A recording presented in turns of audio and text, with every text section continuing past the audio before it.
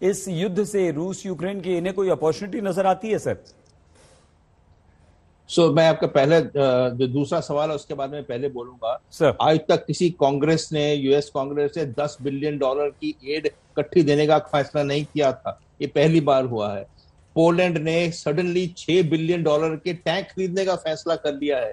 American की industry का तो वाह वाह हो गया इस चक्कर में, इस लड़ाई में। उनको तो जितना जितना पैसा बटोर रहे हैं, वो तो पैसा उनकी जो वो प्राइवेट सिक्योरिटी कंपनी जो वहां से निकली थी अफगानिस्तान से, उसको वो अमेरिका में चाहते नहीं थे, वो हथियार लेके पहुंच जाएंगे, उनको यूक्रेन भेज दिया उन्होंने। तो ये आप देखा जाए तो ये तो अमेरिका के लिए तो ये बहुत फायदेमंद चीज हुई है लड़ाई, और ये लड़ाई चलती रहनी चाहिए, उनको तो सूट करता है। और मैं दूसरी बात ये कहना चाहूंगा कि हम लोग फौज के लड़ाइयों के स्टूडेंट रहे हैं। हम लोगों ने हर लड़ाई को लड़ाई के हिसाब से पढ़ा है, सीखा है। हमारी लड़ाइयों में देखा जाए तो 1962 में एयरफोर्स का इस्तेमाल नहीं हुआ, 99 में आप एलओसी के पार नहीं लड़ सकते थे। तो ऐसी लड़ाई होने से जो फौज का काम, लड़ने का तरीका है, वो भिन्न हो जाता है। हम लड़ नहीं पाते हैं बिकॉज हमारे हाथ को पीछे से बांध दिया जाता है और बोलते हैं लड़ाई लड़ो, आपके हाथ पीछे से बंधे हैं। ये रशियन आर्मी के हाथ पीछे से बंधे हैं, बंधे हाथों से लड़ी जा रही है। अगर उन्होंने देखा जाए तो सीरिया में क्या किया था, राका में, होम में, एलिपो में पूरे शहर विध्वंस कर दिए। लिबिया में नेटो फोर्सेस ने क्या किया था, ट्रिपोली का पूरा शहर विध्वंस कर दिया। अफगानिस्तान में पूरे शहर के शहर नुकसान हो गया। यहां पे नहीं हुआ बिकॉज पुतिन ने क्या बोला था, Ukraine is Russia, Russia is Ukraine. People, Ukraine के लोग मेरे लोग हैं, मेरे लोग यूक्रेन के लोग हैं। ये उसकी स्पीच है, ये उनका कहा है। तो उसने अपनी फौज के हाथ बांध कर बोला है आप लड़ो। ये लड़ाई का कोई सीमा नहीं है, 24 दिन, ये दो महीने की टाइम भी चल सकती है। इसको बंद करने के लिए तरीका सिर्फ डिप्लोमेसी से है। और मेरे विचार में डिप्लोमेसी इस लेवल पर पहुंच चुकी है कि अभी चंद कुछ दिनों में कुछ इसका आगे बढ़ने की अंदेशा है कि कुछ होगा। और यह अच्छा होगा कि नेटो कंट्रीज इसमें इन्वॉल्व ना हो। यूक्रेन नेटो कंट्री नहीं है। यूक्रेन में नेटो का इन्वॉल्व होना ये लड़ाई को बढ़ाता है। और मैं लास्ट बात ये कहना चाहूंगा, आप कह रहे थे लवीव में भी हमले होने शुरू हो गए हैं, पर लवीव में एक NATO Ukraine partnership for piece training centre है, बहुत बड़ा।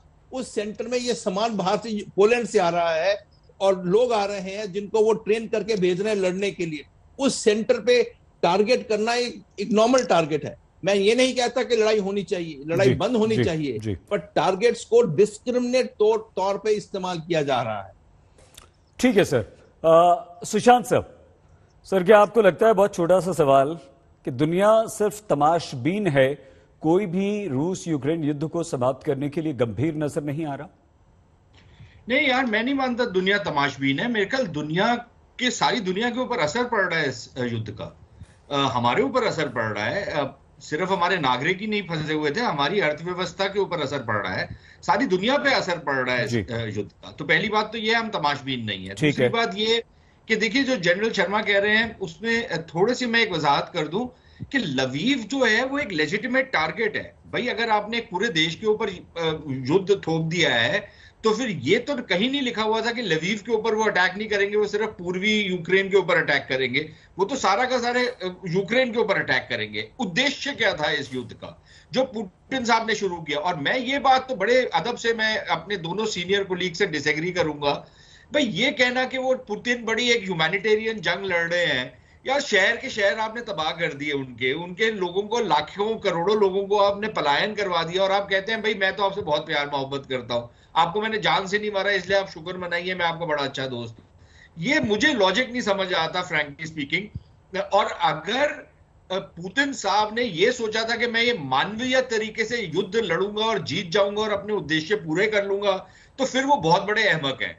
क्योंकि युद्ध तो युद्ध की तरह ही लड़ा जाना चाहिए। और अगर आपकी जो अजम्पशन थी कि हम जैसे यूक्रेन के अंदर घुसेंगे यूक्रेन ढेर हो जाएगा, तो फिर आपकी इंटेलिजेंस भी नहीं थी, या आपने इंटेलिजेंस इनपुट्स लिए नहीं, और आप अपनी दुनिया में अपने खाम ख्याल में खोए हुए थे, और आपने ये सोचा मैं जैसे ही अंदर जाऊंगा वैसे ही ये ढेर हो जाएंगे। वो नहीं हुआ।